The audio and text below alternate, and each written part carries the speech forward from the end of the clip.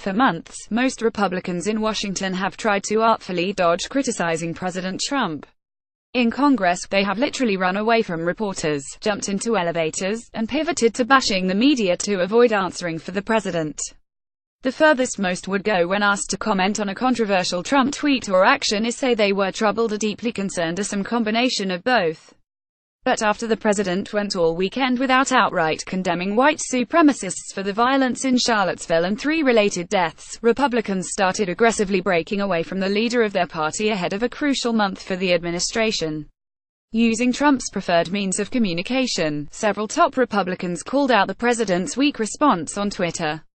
The intense bipartisan pressure was eventually followed by a second Trump statement on Monday, this time specifically calling out the KKK, neo-Nazis, and white supremacists, going beyond his vague comment on Saturday which blamed the weekend's violence on many sides.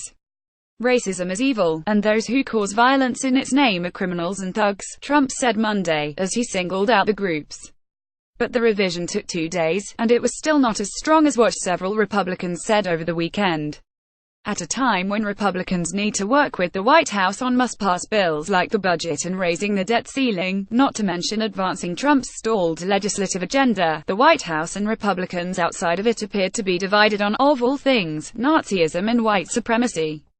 The president's initial response left most Republicans with no choice but to break from the president over the weekend, said Rick Tyler, former spokesperson for Ted Cruz, who was one of those Republicans to criticize the president's response.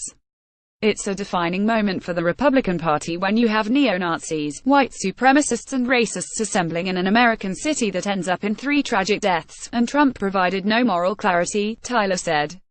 It's incumbent on the president to provide moral clarity when it comes to these types of events.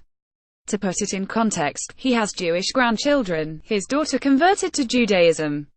These are Nazis. What is unclear, the violence on Saturday began when white nationalist groups gathered to protest the removal of a Confederate statue in Charlottesville where they clashed with anti-racist demonstrators.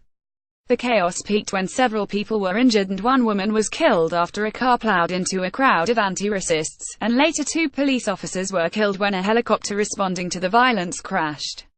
Cruz, who was one of Trump's 2016 GOP presidential primary opponents, released a statement on Saturday in response to the violence that conservative website Red State described as the model for what Republicans should say following such an incident. The Nazis, the KKK, and white supremacists are repulsive and evil, and all of us have a moral obligation to speak out against the lies, bigotry, antisemitism, and hatred that they propagate, Cruz said as a part of his statement. The Texas Republican and other Republicans in Congress might also now be less reluctant to break from the president, given Trump's sagging popularity and the fact that Trump himself has shown little hesitation in going after members of his party on Twitter and in interviews. The president is free to criticize Republican members so they feel they can do so as well whenever they disagree with him, said Cesar Comda, former chief of staff to Sen.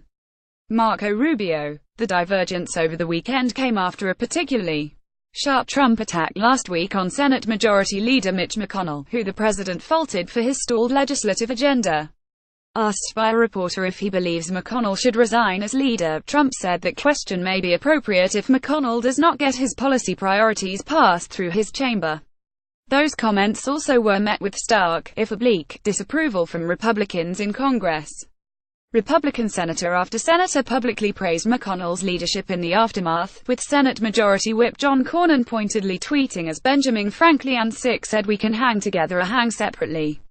In a series of tweets on Saturday after the president's original comments on Charlottesville, Rubio said it was very important for the nation to hear Trump describe events in Charlottesville for what they are, a terror attack by white supremacists. Alex Conant, a GOP consultant and former top Rubio advisor, said although it's good for the party that the president overtly came out against white supremacists on Monday, the trois-day delay meant others had to step up.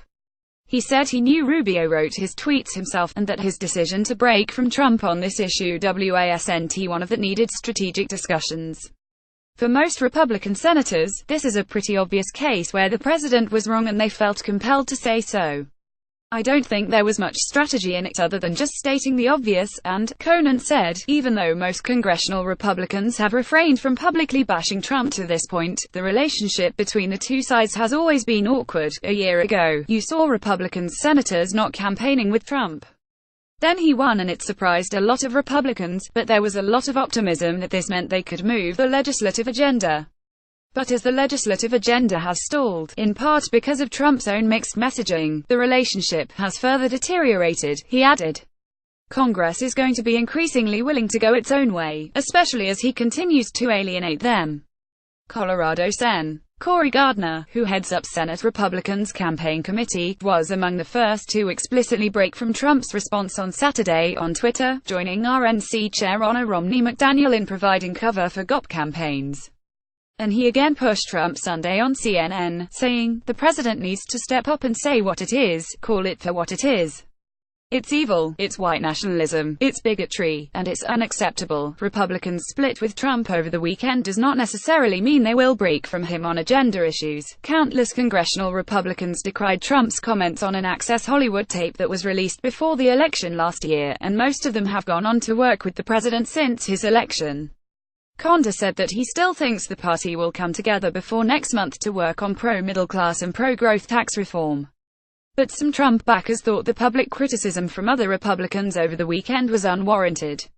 "I think the president's first response was totally appropriate, and those candy-ass congressmen were simply responding to the expected response from the liberal press," Doug Deason, a Dallas-based major Trump donor and supporter, told BuzzFeed News in an email Monday night. He condemned both sides, which was perfectly appropriate. "I in no way believe in the racist BS the white supremacists are espousing, but I do believe that the angry left needs to be called out and condemned for constantly inviting violence wherever they go," he added. Stan Hubbard, a Minnesota billionaire, said, "Obviously Trump's response could have been stronger," adding that Trump's revised statement Monday was better. "But," he said, "Republicans in Congress should have picked up the phone and called him. They know darned well he's not a racist because he didn't specifically call out racist groups over the weekend." However, many across America woke up Monday morning to an Associated Press story in the local papers that read, "Why won't Donald Trump condemn white nationalism?" Pointing to the headline, Conant said, "That's really bad for the Republican Party." Other Republican leaders felt they needed to speak out. "This was a pretty simple call. There just can't be any intolerance.